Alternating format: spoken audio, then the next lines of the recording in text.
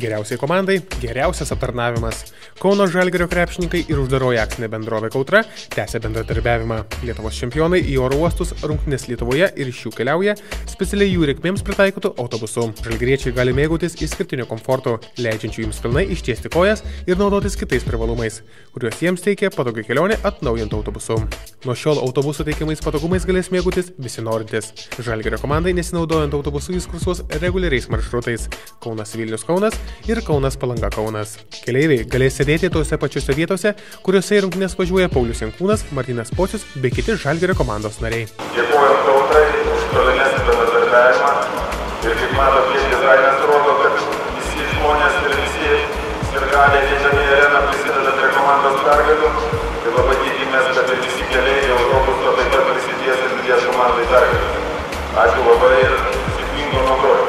Iškilmingo autobuso pristatymo metu Žalgirio ir Kautros atstovai perkirpo simbolinę juostelę. Ir kartu su komandos sirgaliais ir žiniasklaidos atstovais keliavo į pažintinę kelionę po Kauną. Ekskursijos gidu buvęs Paulius Jankūnas dalinosi įspūdžiais iš kelionių, atsakinėjo susirinkusiųjų klausimus bei dalino dovanas. Mūsų išsiauklės, kad tvarkingai išvesti reikia. Susirinkti šiukšlės po kelionių, taip kad kiekvienas susirenka savo daiktus.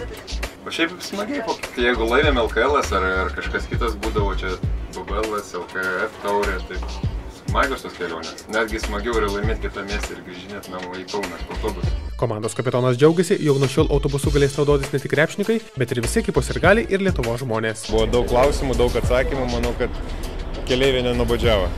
Labai geras įspūdis, gražiai atnaujino. Aišku, buvo ir praeitas variantas gražus, bet kaip sakant, reikia atsinaujinti, tai manau, kad vykęs atnaujinimas. Autobusą prižiūrės aukščiausio lygio uždarosios akcinės bendrovės Kautra servisas. Prie metai iš metų autobusą vairuojančio patyrusio Žalgirio vairuotojo, kuris jau spėjo tapti vos ne komandos nariu, prisijungė dar 3 vairuotojai, kuriems Žalgiris tai gyvenimo būdas. Su žalgiriečiais labai geras kolektyvas, problemų nebūna. Kiekvienas žaidėjas klausosi savo muziką. Nepageidauja, kad daleiskim būtų ten įjungta ar kitas stotis radio, ar kas jie savo ausinės turi, jie tiesiog klausosi.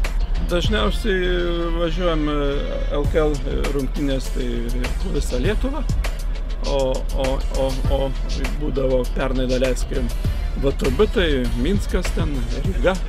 Kautros atstovai taip pat džiaugiasi, juk turi unikalią galimybę tapti legendinio klubo draugais ir suteikti progą visiems būti arčiau komandos. Kadangi Žalgiris tai Lietuva ir daugiau visiems susipažinti su Žalgiriu, tai bendrai kartu su klubu priėmėm tokį sprendimą, kad laisvu metu, kuomet nebus vežiojami žalgiriečiai, kad autobusas važiuos į linijas reguliariai susisiekimo maršrutais.